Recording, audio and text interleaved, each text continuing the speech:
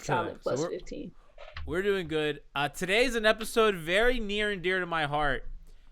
It's an episode I've been wanting to do for a while, and it's not very often that I am backed up by prominent voices in the national basketball media, right? Nikias will oftentimes steal my takes, but he doesn't give me credit. But this time, here we go. I am backed up. We are doing the Harrison Barnes special here on Miami Heat Beat because Zach Lowe of ESPN fame, of formerly Grantland, kind of talked a little bit about the idea of Harry B to Miami. So I'm going to play a little clip from the Low Post podcast, which is like, the second best basketball podcast after the Dunker Spot, third best after Dunker Spot and the Heat Beat offering. So I'm going to play a little clip of the Low Post. If the Heat try to find that tweener forward that I mentioned, the two obvious places to start are Sacramento and Cleveland. And these are not going to be sexy names at all, which is why the sexier names will get more attention. If they could find a way to get Harrison Barnes into that role that he had with the Warriors, he would be unbelievable for Miami. Now, I don't know if they have the goods without a first-round pick to trade to get him. They would probably have to trade Achua or at least one of their core rotation guys, plus the salaries, plus every second-round pick they have, which, by the way, is not many because they've traded, I believe, 2021, 2022, 2023, 2025, 2020. So there we go. We have Zach Lowe in my corner for Harry B. Who's the second name? It was Larry Nance. It was Larry so. Nance. Okay. It was Larry Nance. Who was just like and by the way, like, and somebody asked me this on the timeline. I mean, we could talk a little bit about Larry before we get into the Harrison Barnes stuff. I mean, Siobhan, he would be like Larry Nance would be fucking spectacular here. No, he would. He would be kind of bigger than that tweener, but still mobile enough, still agile, still like, a freakish athlete to where he would, hold his own defensively. I believed, depending on how we play him. I don't watch a lot of Cleveland, don't watch any Cleveland, not gonna lie. Because why would I need to? Colin, shout out to you. But I like the idea of Larry, especially, he's been shooting a bit more lately. They play him at the 3-4 anyway, a bit. Yeah, 3 through 5, right? So that would be an interesting as, front court, he and Bam, and Jimmy, and then your two guards. So I like the name. Personally, I like Harry B, but I think I would personally prefer Nance, but I understand why you want Harry B, so we can get into that.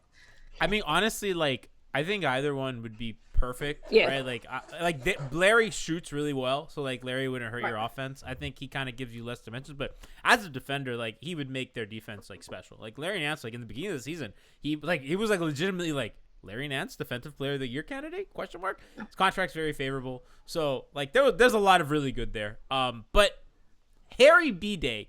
So Franky, if I were to ask you, what are the Heat's biggest issues on offense, right? Because I think their defense is pretty fucking good. What would you have said to me if I asked you, Franky, the Heat's biggest problems are X? It's health, first of all. Okay. Guard spot. A playmaker guard. For it doesn't matter really, just a playmaker. Two-way preferably, and a 4-spot guy, so that the Heat can play small like Spo wants to. So I would argue in a more macro sense, it's lack of downhill action and below average shooting. Because essentially, I guess what you mean with the guard is that they don't have a ball handler to kind of get you from top of the key to the rim in any kind of pick and roll or handoff situation, right? To put pressure on the defense and make plays, make things easier for everybody. And the Heat are middle of the pack, almost below average in 3-point shooting, which they were near the top of the league last season. So knowing that, right, looking at the numbers, watching the games, obviously that Atlanta game was fucking hell on earth. It was all their bad problems at once, right? Harrison Barnes, by the way, shout out to Curtis Hero for the gifted sub. Harrison Barnes is shooting 57% off drives to the rim. He is 1.08 points per possession as a pick and roll handler. It's really good. He's 0.93 points per possession as an isolation player, which that's just something Miami doesn't have in their offense. Like Jimmy doesn't even isolate. Goran is really the only guy who isos. Bam should do it more, but doesn't. And Harry is 1.23 points per possession as a spot-up shooter, which is in the 86th percentile. So he's like one of the best in the leagues as a spot-up shooter. He's a good three-point shooter. He's really flirting with 50, 40, 80, season splits. He gets to the line 5 times and change, which is almost what Bam gets. So you get a little bit of free throw kind of juice as well. He can play the 4. He can switch. Like, Siobhan, I know that, like, and I don't know, we're going to talk, like, trade packages in a second, but if he's here, I legitimately think Miami goes from, we'd be happy if they're a second-round team, to conference finals or finals. Quickly, do you know, I don't know if you do, what are his measurables? What's his height? Like, how tall is he? So he's about, I don't know exactly. I'll pull that up right now. He's listed on B-Ball Reference at 6'8", 225. See, I like that type of stuff, height, wingspan, and weight, because again, that's what we're missing, right? Size and that type of size, and what he offers in terms of offensive, firepower, skill. I don't dislike that at all. I think that you're right. 6'11" wingspan, by the way, because I know that 6'11". That's cool. Yep. See, rangy, that can be active, that can get into passing lanes. We do so much being in the passing lanes, but we reach with the incorrect hand, so we take ourselves out of stuff all the time. It drives me nuts, as a little aside. But yeah, I support it. I back it. I'm good with what I believe, it would maybe take also. Again, we can talk about that later, but I think it does raise your ceiling. It raises your morale. It raises, your points per game. It just raises, no pun intended, but it really does raise the temperature of the team. So. Hey. I thought about it as I knew it was going to come out. Like, fuck, that was a heat check. You were in a rhythm. Yeah. I mean, I love it. I think everything that you said, and I think that just bringing in a guy who's averaging, 17 points per game on really good efficiency, getting to the rim, kind of take pressure off of Jimmy, can play in it. So, like, and this is a problem. Shout out to the Dunker Spot with Nikias, and he was talking about this on his podcast, on how the Clippers have Kawhi and Paul George, but they can't necessarily use them in actions together, because if one screens for the other, then that's an easy switch, because they're similar sizes. So it's really counterintuitive. They have the exact same game. Yeah, so there's literally, yes. Go ahead. So with Barnes, I mean, he's a guy that could screen for Jimmy, and he can shoot, he can roll, he would bring a 4 into the game, which Jimmy loves getting 4s to screen for him. He can use guard screens, which Miami loves to use, like Goran or Tyler coming to screen. And he's a guy, like, and if you remember, Franky, in the LeBron years, that was like one of the pet Eric Spoelstra plays. Have Chalmers or Ray Allen come screen up top for LeBron, or coming off a Bosch screen, like they come up, right? They'll run like these multiple screen sets. And now LeBron has, an advantage plus a small dude between him and the rim. Harrison Barnes, with Miami's movement, is going to get a lot of that as well. Like, I just really like the fit. I think that he plugs their holes. I think that he can be used in tandem with the stars they have. He could help space for Bam. Like, to me, if there is a deal there, Franky, it's a no-brainer. Absolutely. He's helped space the floor. He helps spread him off offense. He knows how to win. He's won a championship. He's played on really good teams.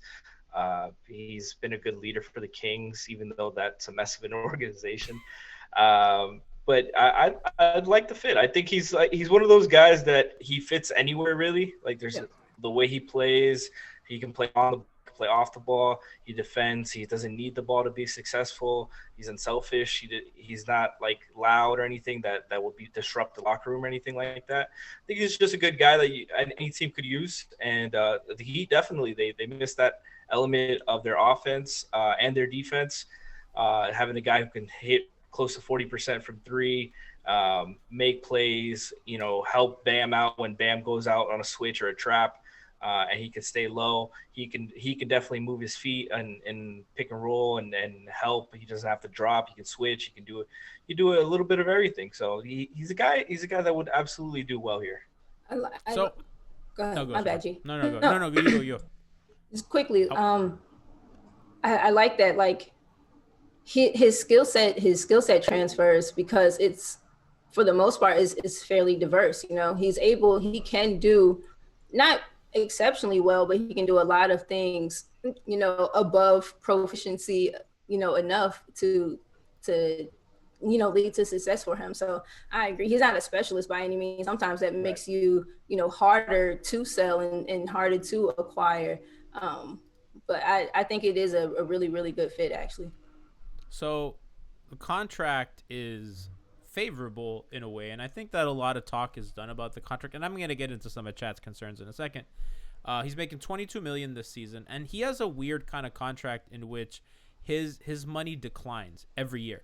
So he's making 22 million this season, and then next season he's making 20 million, and then the next season he's making 18 million, and then he's a free agent in 2023. So essentially, if you trade for him, you get him under team control for 2.5 seasons, which I think is good. And I think that if you're paying Harrison Barnes the last year of his contract $18 million, I don't think that's a big deal, right? Right. He's still relatively young. I believe he's 28 right now. So you're getting his prime years, right when you need him. His contract expires the same time as Jimmy's, I believe. And it matches up well with Bam. Perfect. So it's really good. And like you're not like this isn't if you trade Precious or Duncan, then you're not paying those guys anyways. And Tyler's rookie deal will be up by then too. So it makes too much sense. Yeah. for the Heat, Like that's for the Heat. For the Heat, for the salary. So the other thing I wanted to get to, and because some people are like, well, the contract and the salary cap space. Remember, the Heat aren't gonna have a ton of cap space in 2021, 2022, right? They're gonna have about in the mid 20s in cap space. They're not gonna have a max slot, and if they absorb Harrison, they can re-sign Duncan with the bird rights. So that's not going to be an issue for them. Re-signing Goran, I don't think is also going to be an issue. They're probably going to give him some 3 for whatever, right? They're going to some sort of team for. I imagine that's kind of what there is. And my thing is, you have a team last season that had a guy like Duncan producing on a nothing contract. You had guys like Tyler producing on a nothing contract. Jay Crowder producing for you on a nothing contract, right? Bam producing for you on a nothing. Kendrick Nunn. They had all these guys that were really cheap, and they were able to kind of build around, and they had a shot at it, and they blew it, right? Because they don't have Giannis, and that's gone. So now they have this cap space. They had to extend Bam. Now the dream is gone, and I think the idea of just waiting for free agency for this magical person that is nebulous has been kind of what the organization has done since LeBron left. And there's a guy that's could potentially be available to be had, and you're just like, he's going to eat our cap space and our flexibility. You got to win now. Jimmy's 31 years old. Goran is up there. You're not going to have Tyler cheap forever. You're not going to have Duncan cheap forever. You have right now a core of guys that is affordable and good, and you need to capitalize on that. You can still add in the buyout market. So if you trade for him, right, and whatever you give up, you can still add a guy like Ariza at the buyout market, or whoever becomes available, Blake Griffin, whoever the hell is available in the buyout market, you're going to be able to get, because you have not only an injury exception, but you have the buyout exception. You have cards to play. That's what I was going to ask. Yep. That's what I was going to ask. So, they have other contractual, pieces. It makes sense, and I think that people complaining about it, like, kind of, again, this nebulous idea of whatever for, and Siobhan, I saw you like shaking your head because it's been and I've fallen victim to it, but it's a little annoying that they keep waiting for the next guy and it just never happens. It's so annoying. Like we gotta like be able to dream other things, right? It's okay, that 2010, you don't like the chances of that occurring with that type of star power, the way that it happened, what it, kind of its ripple effects. Like, I don't know that you're going to see that replicated, right? So let yourself be open to moving on to other avenues of winning, other ways to win. And I think you're right to have an athlete, to have a multi-dimensional player like a Harrison Barnes on a contract while he's 28, he's still, approaching prime, maybe if not, a year or two out, like to have that under contract at a number that's steadily declining while still having your mid level. You said we have the biannual also, right? Yeah. So there's ways that he fits that he doesn't hinder you. You're going to be overpaying guys who don't offer you enough to be worth the money. They don't offer you enough of an array of thing, and we've seen what that looks like when our main guys are out. So I think it's a move to be had. Like you said, it matches up perfectly with some of the guys' expiring contracts and stuff like that. I like it. So let's get into some of what chat's saying, because some chat's in on it, some of them's not. We have some people saying they need a traditional center. They can't do this anymore. They shouldn't play small.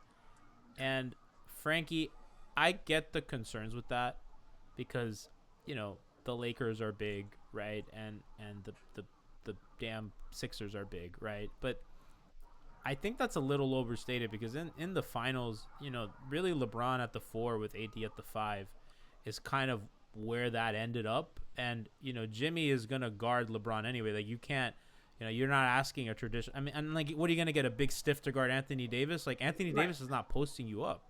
He's on the perimeter, like, killing you. So I don't understand. And with the Sixers, I mean, they play Joel, and a lot of times they're playing Ben Simmons at the 4. I mean, like, what you want Bam guarding Embiid anyway. So who is gonna go down low, and you're gonna double anyway because that's just how the Heat have always done it. Like, they're gonna send help and they're gonna rotate. I don't care who's on Embiid. Yeah. So I don't see the point in like really investing in like. I mean, unless the guy is John Collins, but again, he's going to require a max, and your money starts now. That really gets even more money. You're talking about Harry at 18 million and Collins at whatever 28, almost 30 million. It starts to change. You didn't fit. I was listening closely to see if you asked the question. You didn't. I didn't. It was just kind of like I threw a bunch of words and topics. And you kept talking. What do you think, Franky? Yeah, he implied the question. I know. I'm just fucking with him. That's how we work. It's kind of like I throw a bad lob. It's a lob without direction. Okay. He's Norris Cole throwing lobs out here. Joey just didn't want to catch it. Joey let it sail. Exactly. I think the fit thing with Bam being a 4-5, Bam is very versatile. He's one of the few 5s that can play the 4 consistently. But it's the same thing as most of those guys. You need a guy who can space the floor. And with him, if you're gonna you can play with Kelly, who's more of a 5 than a 4, but that's because Kelly can theoretically is a shooter, not this year. And you need versatility. All these guys who are worried about the Heat playing small consistently, they're playing really small most of the time, and you're playing with a 4 in Andre that can't give you the shooting or offensive weaponry that makes him a two-way player. And he's a million years old. Exactly, and with Jimmy and Bam not being shooters as well, that's where you're playing with 3 guys who Andre's the only one who shoots, and he's like very reluctantly a shooter. He hesitates on his wide open looks a lot. So you're missing out on those guys like Jay Crowder, who's not that big. Jay Crowder's only really 6'6", 6'5". He's like Harry size, kind of. No, he's smaller than him. He's like there's shooting guards bigger than him. He's shorter than him, but he's stockier. Yeah, he's stockier. He's wide. But Harrison is wide too, and he's got the length. He's got the wingspan, and he's tough. But he's got the consistent shooting. He's way more of a consistent shooter than Jay. Except for the 2016 finals when they needed him the most. But you need it. I think the long run, you're best off playing like that. Can I say something about that? Because I've had a lot of people in my mentions bringing that up, and then they transversely also bring up Trevor Ariza, who very famously had a game to beat the Warriors and missed. What did he miss? 10 threes in that game? Oh, it was you can't do that to Harry and then say, I want Trevor Ariza. Yeah. We can't do that. He's the worst of those 2 options. I think Franky, you're absolutely spot on, right? The thing about a small ball lineup when it works is because it's so beautiful to watch. It's so delicate. There's a very fine line between the type of players that fit. And so I don't think that the issue is necessarily I think we need more size, and we could use a 5, but a traditional 5, unless we're going to change the complete way that we play, that's just not that's not it's not feasible at the moment. So Right. like when you commit to small ball, though, you have to make sure it is the proper assemblage of pieces. And you can't like undervalue or overvalue any one kind of facet of one of those pieces, because you see very quickly, like when taking a J out, the whole equilibrium is thrown off, right? Yeah. And then you further remove DJ, and then more things of your offense and your defense kind of thrown off. Like, it's doable, but you have to make sure that the pieces cohere in a way that make it, work. So we ran a little poll on our Twitch chat. Which player would you not include in a trade for Harry B? And Tyler Hero won narrowly with 47% of the votes. Duncan barely with 42. 11% said any of them can go. Precious and Kendrick, people seem pretty quick to depart with, which brings us to the trade scenario. So the homies at Crabsmut Peddler of the Deuces Podcast Network kind of put this trade together and on Twitter, and I kind of liked it. I am going to add a piece, though. So they're sending Heat get Harry. The Kings get Avery Bradley, Myers Leonard, Mo Harkless, Precious Achua, a 2022 second-round pick. And I would add Kendrick Nunn because I think that's right. I mean, like, that's just not enough for the Heat. And I think, especially with Kendrick's play, kind of giving them another option at guard, another shooter, because God knows what they want to do with Buddy Hield. I think that trade works for the Heat. I think I've asked some Kings people. They said, do you have a couple more second rounders? Which, at that point, can you flip Kendrick for some second rounders? They have guys that I think they can flip for some second rounders to get that done. I think you'd want to give Myers over Olynyk because Olynyk's just playing for you. You kind of need the body. Yeah. I think Andre too. Which I want to bring up a Andre separate too. question. What? Andre too. No, like what? Andre, you need to keep him. Yeah, look. Okay. Well, I mean, I was gonna ask you in a second, like, who would you rather keep, KO or Andre? But like, before we get into that, like, is there? How do you feel about that trade? People said it's not. People in chat say it's not realistic. I've asked Kings people, and they said that's pretty good. That'll be about what we would ask for, except if you can get a couple more second rounders, then it gets interesting. I love back-to-back. Sorry, Siobhan, but back-to-back comments. That's a lot for Harry B. And the second one's like, that's not even realistic. See, that's nuts, right? because I believe both of those things are correct, right? Like, if that is what that takes, like if that's all that takes, and to me if that's all type of situation, if that's all that takes, then that's absolutely what you do. Like the further away you can stay from the names of Hero and Duncan, then you do that. And then Iguodala, we'll talk about KO versus Iggy, later. But yeah, I think you absolutely do that. And if Kendrick is like the most prized of that package of pieces, and if that's what that requires, still without. Oh, you think over Achua? You think none is more valued? I think they both are. I think Kendrick sweetens it. Like you said, you would just throw it in. If they don't ask for it, I don't throw him in. Because Kendrick has to get paid, right? Kendrick's a free agent next season. I think He's restricted, right?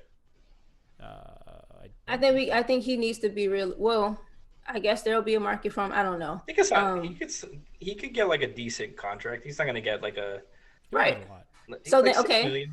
So if 6, see, restricted I think free agent. See, if 6 is absorbable, then I would keep that. But if that's, the next highest of the name of pieces that it would require to get Harrison, I think you do it too. I'm super cool with that trade package. And I like Precious. And I really, really like Precious. But I'm okay with that. Yeah, for them, I think Precious is definitely the headline of that package. And it works out for them because Bagley is very much not a 5. He's, as Nikias says, he's one of the worst drop defenders in the history of basketball. Just has like no defensive instincts at all. And Rashawn Holmes is going to be a free agent after this year. And Precious, it was first year on his rookie deal. Two-way guy. He can guard 1 through 5. He's athletic, rebounds, hustles. He's great upside. I'm sure. Good screener for those guards. He's going to be beloved. He's going to be everything that Hassan Whiteside isn't, and that's exactly what you look for in a big. Baby Bam. See, yep. Hassan gonna have nightmares again. Holy hell, yes. Precious to Sacramento. Corbin Why to do they some. follow me? I agree. I agree with y'all. I don't think Kendrick should hold up a deal. If I mean, we know that, you know, Duncan was what held up the Harden deal, and I hope that I mean, again, this is all hypothetical, but like if it comes to, I do hope the organization has learned from its mistakes, and I just think that the Heat have proven that you can replace these guys. Some people in chat are like, so your only 3 guards are gonna be Gabe, Goran, and Tyler. Yup. Sounds good to me. I mean, like, it is what it is. I mean, and then you fill out, and then you use those other things, and you fill out, right? You have. Go ahead, my bad, G. No, go. No, go. We're a community of interrupters. So if you interrupt me, you go, I go. We run clunky offense. That's how we go. So yeah, you have those 3 guards, whatever, but I think you still get more in the return than what you have right now. That's not doing the things for you that the return will be able to do. Like, I think that Harry would just do a lot, like not a lot of ball handling, but I mean, I think between him and Jimmy, like on the perimeter, you don't need the guard. I mean, like, think of the big 3 Heat. Like, what were their guards? It was Tyler. Norris, Chalmers, right, and Ray Allen. Yeah, that, and Dwayne, I guess. Yeah. But Norris and Chalmers didn't really handle the ball. They were just spot up guys. Mm-hmm. And you know, Gabe can do that. And Tyler will handle. So Max. The Struth. Mr. Fourth Quarter. We've gotten so much mileage out of Mr. Fourth Quarter. Oh my God. I didn't think it was that funny until Joey kept calling him that on Hangover Time. It's funny because it's ridiculous. It is. My favorite is because he doesn't play third quarters at all. He starts the fourth quarter and he hits. He did yesterday. He hits a 3 and it's like, whoa, Mr. Fourth Quarter. Good for him. Oh. So we have Tiff in chat says, Jimmy, quote, I got old knees. That's what we do in G. Listen, it is what it is. Her voice. It's fine. What I mean, it's not like Kendrick Nunn was doing a lot of ball handling a couple weeks ago. Right? This is found money for them. We also weren't winning a couple weeks ago. Yeah, I know. But I mean, Harry, I mean, you got to give up stuff. It's always gonna hurt. You call Isaiah Thomas, you hit him up, you be like, IT, what's going on, man? You want to work? Shabazz Napier, Norris Cole is playing in France. He's available. Mario Chalmers. Let's. Deontay Weber has had 1 million stints here. Why not He's one more? in Paris. Like, let's go. Like, there are dudes to play. I mean, yeah. I'm just saying. Yeah. So that's kind of where I'm at with Harry. So what did the poll say? What did the poll say between Tyler and Duncan? Tyler, they don't want to trade, which I agree with. Yeah. I agree. If you can build a package with it, want to credit, I think it was CH Torres that said it, that like Leonard, Kelly, and Precious, if that's an easier deal to make because the Kings will have to cut as many bodies and stuff. That I think that works, especially because you're getting rid of 2 rotation players, but you can probably find a free agent big to play for you 12 minutes that Bam doesn't play. Dwayne Dedman, you can do that. Silva is a free agent. He can play a little bit off the Kelly role. DeMarcus Cousins, if you want to go that route. I don't think he'll agree for a 12-minute playing time, but there's options. If you're Riley, I mean, you call him and you be like, listen, dude, I understand you want to start and shit, but like we have a chance to be special. Yeah. I mean, can you come off the bench for 12 minutes behind Bam? We're not asking you to go behind a dude you've never heard of. Right. Yeah, legit all NBA caliber center. Like, yo, can you back them up for 12 minutes? Give everything you have. You'll get your shots up, and let's try to win a fucking championship. And you're doing it in a nice city. Right. You're not asking them to go to a flyover. I don't want to make fun of Indiana or something. But like it's a place like the damn Pacers or something. Oklahoma. Yogi Ferrell. It's nice here. Make me and G and Jack happy. He'll bring Yogi Ferrell. Why are you including me in the Yogi Ferrell thing? I said you by mistake. Yeah, I was like, I'm not an Indiana guy. We'll bring Lynn Sanity back to Miami. No. You see that? You see what Jeremy Lin was in the news for? Yeah, that was terrible. That was awful. Why are you picking on Jeremy? It's horrible. Okay, so different conversation. Yeah, I don't know why I did that. It's okay. No, it's fine. Definitely. So and this is going to be a conversation that I feel we're going to come into quite a bit going into trade season, because I think Andre and KO both have value to teams, right? Like, I think Andre has been really good for them, and I think Andre should be a tool in the kit, not the tool you use every day, which is what the Heat have had to do. Yeah. And they've survived with it, but I think in reality you want Andre to be something that Andre at the 4 in particular is. That's an option we can go to, but it's not what we should always go to, right? So he's really helpful for them. And obviously we've talked ad nauseum about how good KO has been even without his shooting. So I asked both of y'all, we can start with Siobhan. Like, if it comes to sometime in trade time, and I know that the player is going to matter, but let's just say, who would you rather keep? Who is more important to this team's success going forward? Is it Andre or Olynyk? Man, it's close. It's closer than it should be, right? It is funny that it's close because Olynyk's a goofy looking dude, and right? Andre is this chiseled Adonis of a human. I'm gonna go with Andre because that's fair. Same argument, right? When he's on, so when Andre is on, he's giving you something on both ends. When Kelly is on, he's 1.5 ends. So I'm saying, like, when Andre is cooking, like playoff Andre, you expect to get like 1 3/4 of the ends, right? And then Kelly clicking. I don't know. I think it's Andre. I think for fluidity of offense, maybe it's Kelly, but for stopping a bucket, it's Andre. I don't know. I tend to lean toward Andre. What about you, Franky? I love Andre. I've loved Andre since he was in Philly, but I'm going to go Kelly just because I think Kelly's function, even when Kelly's bad, the team plays well with him on the floor. And Andre, while he knows where to be offensively most of the times, he's still there's still times where he's cutting and just standing in the paint and just trying to pass around the perimeter, and he's trying to intercept it and deflects his own team's passes. He's not a good finisher anymore. He's not a good shooter anymore. He is very important for the defense. Defensively, he's been great, way better than he was last year. But I feel like that's more replaceable than how much of a negative he is on offense. And I think Kelly, the shooting, even though he hasn't been shooting well, he still brings gravity for now. And we'll see if the team switch up how they defend him. But he still brings gravity, and you see the offense working while he's on the court. I feel the exact opposite of what you just said. Go ahead. No, you go. That's good though. That. No, I feel like the literal opposite because Kelly even go ahead. I'm sorry. But this is, are we saying just in general or specifically on a Harry B trade? In general.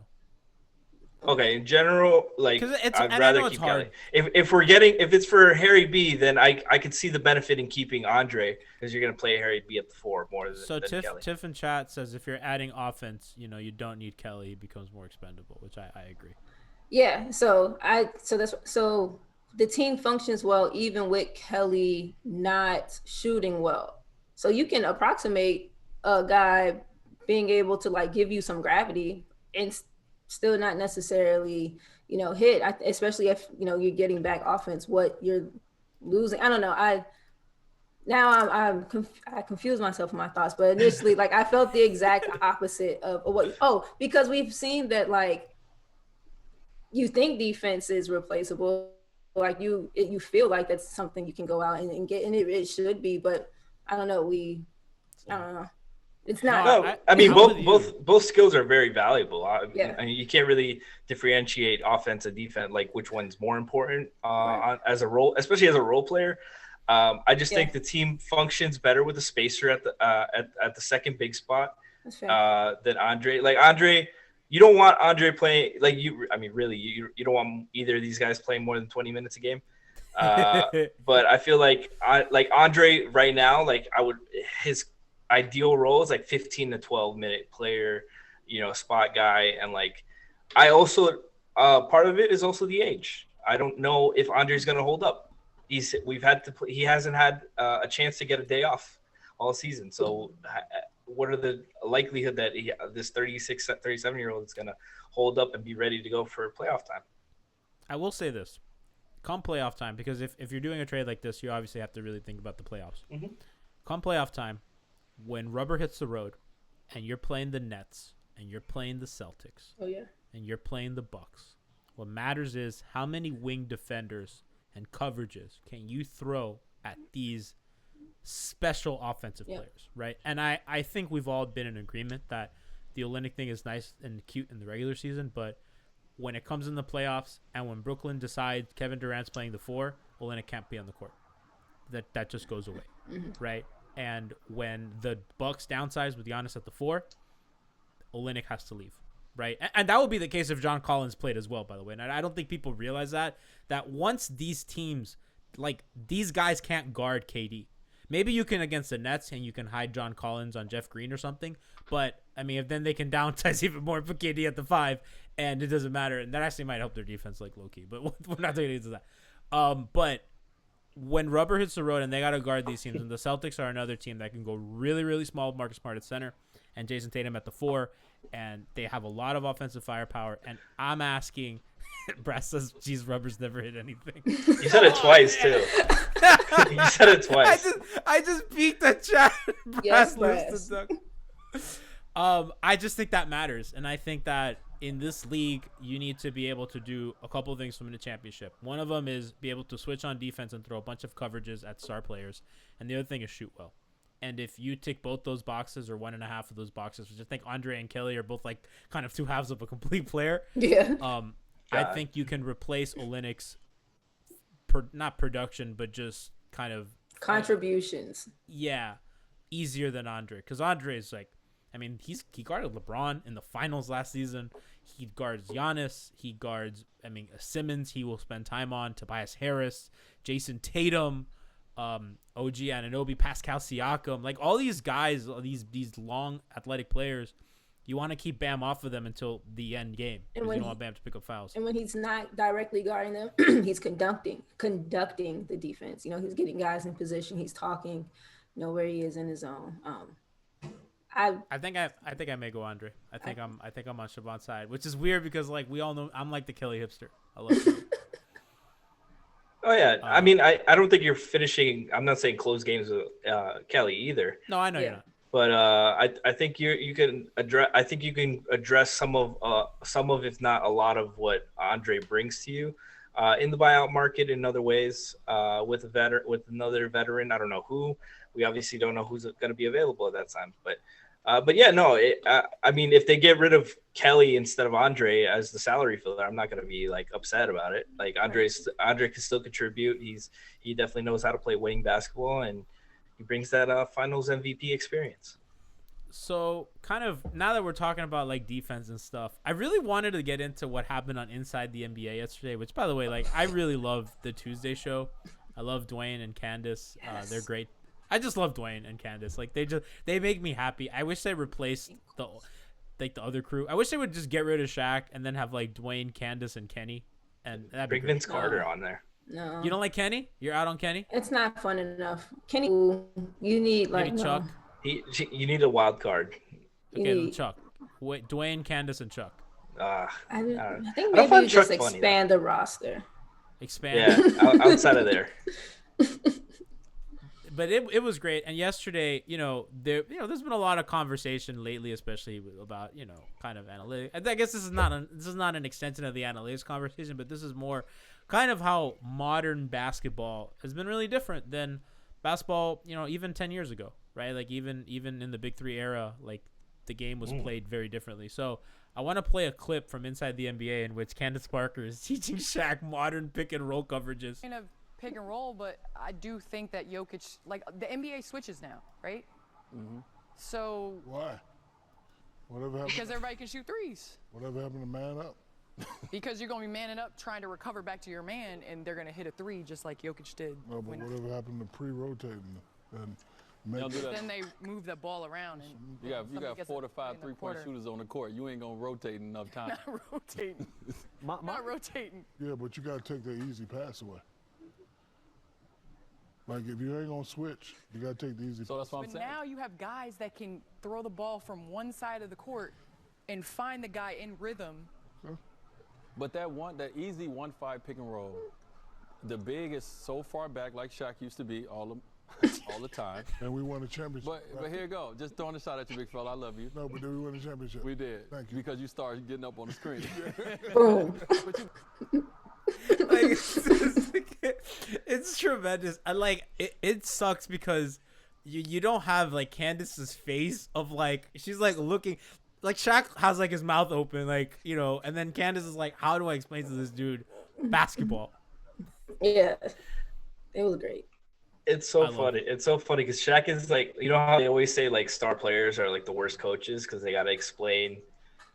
Like if the game comes so easy to them, that's Shaq, man. Shaq never had to worry about that. Shaq could not rotate anything defensively, and you think Phil Jackson's gonna take him off out of the game and shit? He's gonna stop playing him 40 minutes a game? It's Shaq. It's like I feel because I get the essence of where he's coming, right? Like lamenting what kind of the game has become, like the change that has taken place over these. Yeah. Steph Curry years of basketball, right? And like you want to go back, you want to be able to play those traditional coverages because you want to hit the paint and drive and like challenge at the rim. I find myself still desiring like a lot of those qualities of basketball, but it's just not realistic. It's just not realistic. Like that's not how the game is being played, currently. And Candace's face is perfect because she's absolutely like offended at Shaq's like almost not calling Shaq dumb, but she's just like how do I like explain to this man without owning him, but like still like she was like really flabbergasted. She's great. Like, let me try to be respectful, right? But teach you a little bit. You, yeah. Let me give you some, Shaq. It's a different era. D Wade kind of coming in is also like funny. Like D Wade's all right. I got you. I'm gonna help him. He was an assist. And then Shaq, we won the championship. Yeah, motherfucker. When you I won the championship. I won the championship. No, it's definitely. What did you do? Definitely one. Like I agree with you, Siobhan, because I feel like there needs to be a balance. Like this, I feel like the league has trended way too far in the direction of spacing of beyond the arc. And I think it all goes back to how they call the game. You can be real rough and physical inside, and on the perimeter, you can't breathe on somebody without them calling a foul. So I feel like if they went back into a little balance and stuff of the rule changes and made it easier for the post guys to get a bucket inside and stuff like that, I think it'd be great for the league. I feel like the game is more enjoyable that way when it's a balance of inside out scoring and passing. Instead of just let's pick and roll, hit the open pass, shoot a three. Oh my gosh, 301 fast breaks and like everyone sprays beyond the arc drives me nuts. Everyone it's my soul. Well, I don't think that's as much a product of analytics. Yes, it is because they're now taught that like the three is the more profitable, is the more efficient shot. I don't give a fuck. Take the layup. No, that's not true though. The layup, that like I don't know, like real analytics would tell you a layup is the most profitable shot. Like a shot at the rim is the most valuable shot. Second is the corner three. So it's like all three of them sprayed to the. There's no one still taking. Well, like north. Are you talking about the Washington game? I'm talking about basketball as a whole. No, I've seen it. I feel just in general. No, because like she says in general, like Curry is going to the 3-point line in transition. Yeah, but he can do it. Yeah, he can do it. That's how I feel about like he can do it. Kids no, of play course. Now. But that's the thing. You see Trae Young doing it all the time. Like and Tyler shouldn't do it. Yeah, Tyler should not do that. But Steph and Dame can. Yeah. Right. But that's the thing. Iggy, I don't want you doing it. Iggy, give me a layup. Iggy, you don't have to like run your damn lane, Iggy. God damn. I would rather Andre trail the man on the ball to clean up a miss. I'm just talking about just general like. No, you gotta run your lane, bro. That bad. Like a 2-on-1 lane.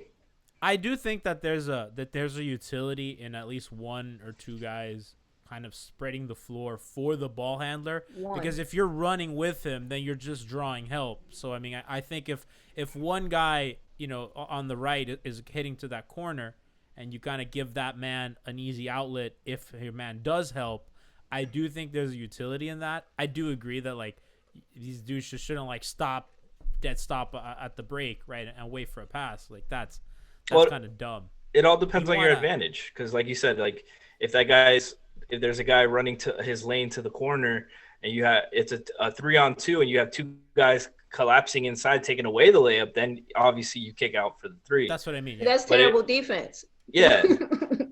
But like I'm saying, like if the layup is the open one and you keep working the shot, you keep passing up layups to get a 3. That's annoying. That's annoying. Jimmy Butler basketball. That's Heat basketball. That's everybody on this damn team. Yeah. But besides Kendrick, bothers he loves me to shoot.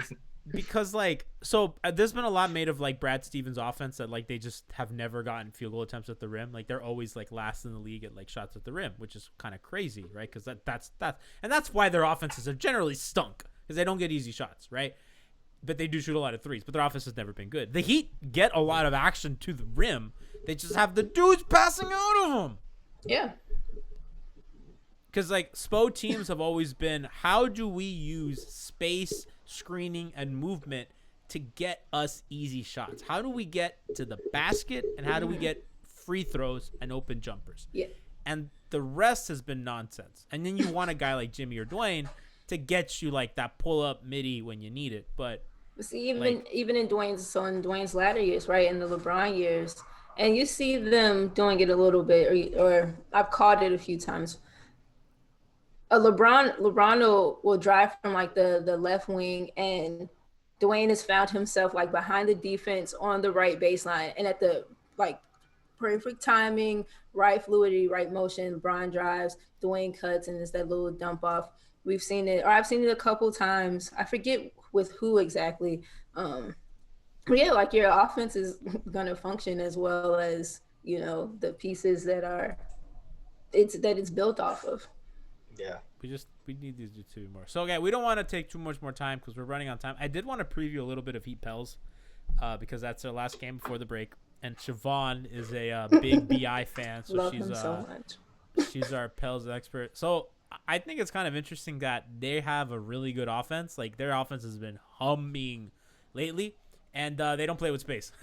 And what's going on there, Siobhan? So they don't play with space, but they have the other things. They have size in the guard spot. They have dynamic guards. They have Brandon Ingram, who is a weird type of size.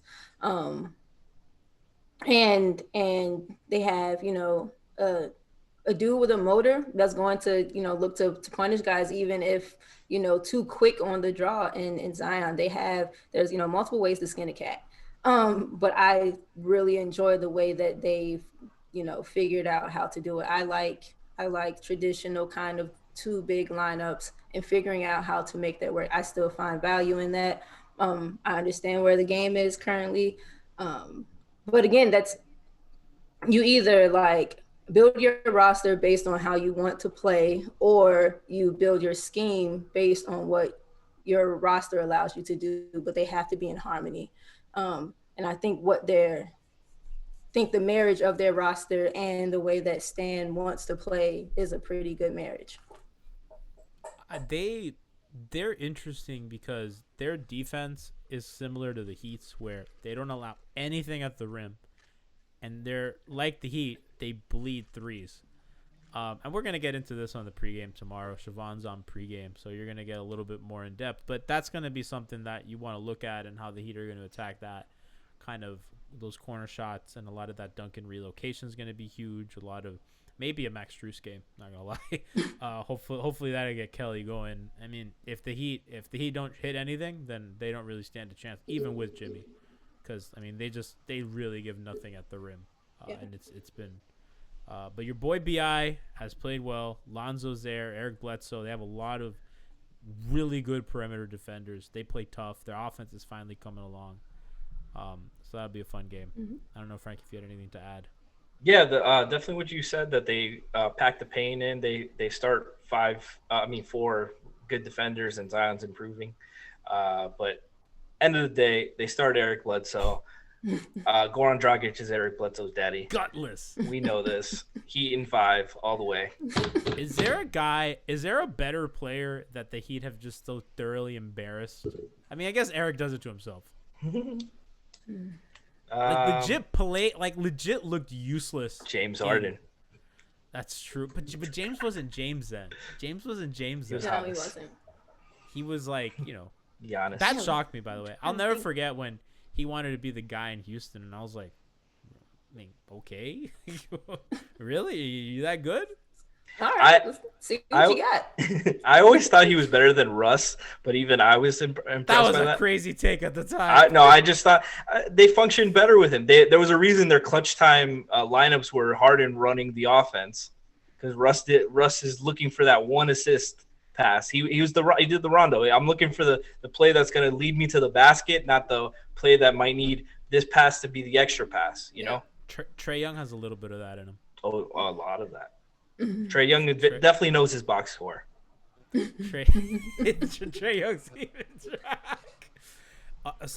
Speaking of kind of like the passes and stuff like that, I was listening to the Low Post the other day, and I heard a crazy stat that the Celtics average 2 hockey assists a game. Only 2. Think about how many possessions are in a basketball game. Yeah. Think of how often Jason Tatum is trapped or double teamed. And they only get 2 a game. The Heat have I think the Heat lead the league, or they're like the top 3, and I know that like assists, especially when Jimmy plays, they're like through the roof. They're still missing Smart though, right?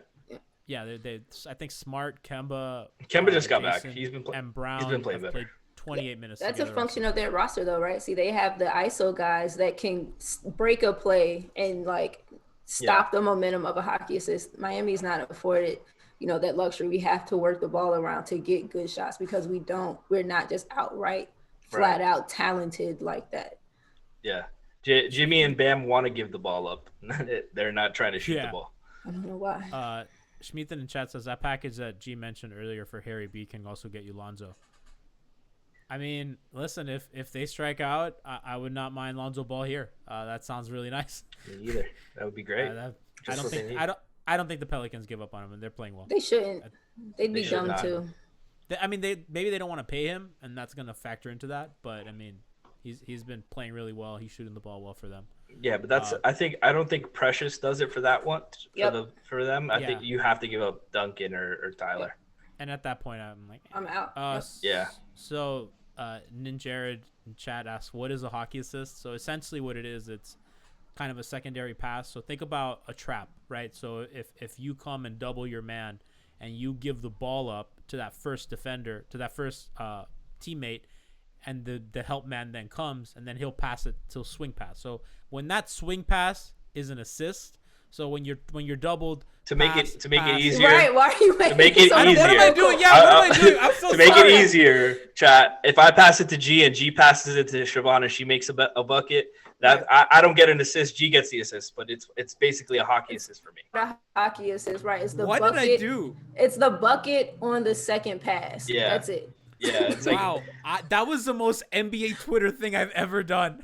It was me and Siobhan were both lost, and we're like, we know basketball. I was with you like for a really long while, and then Franky popped down. I was like, okay, I'm gonna let it go. But Franky's like, we're pulling the plug on this shit. Yo, man, this will never happen on Streambeat like this.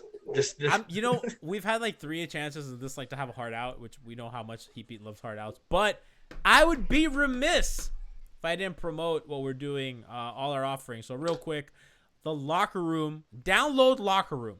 If you have an iPhone or an iPad or any sort of iOS device, download Locker Room. It is a platform. It's kind of like Clubhouse or like Discord voice chat where you can talk with us. And we're committing to 2 a week.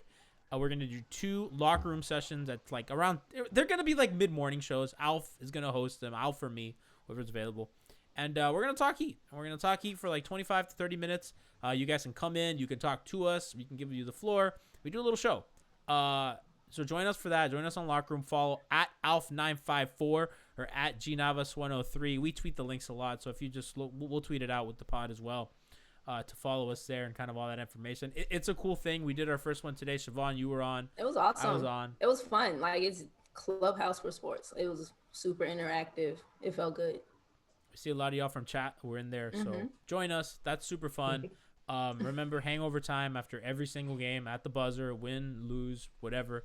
We're gonna have fun. So check us out. Pre-game show, always 30 minutes before the game. Our Patreon, patreon.com/Miami Heat. We're gonna plan the next watch party. I think maybe we're just gonna shoot for the first week when they come back from All-Star break. So if you are a $10 patron and you want to watch basketball with us, join us. I think Siobhan was interested in the next one. Alf was. Last one was me, Franky, and Jack, and we hung out with our patrons and Brass. And Brass. Don't exclude Brass. Come Brass on. came at the end though. Brass came. All right. He came. Brass came. Wonder producer. H.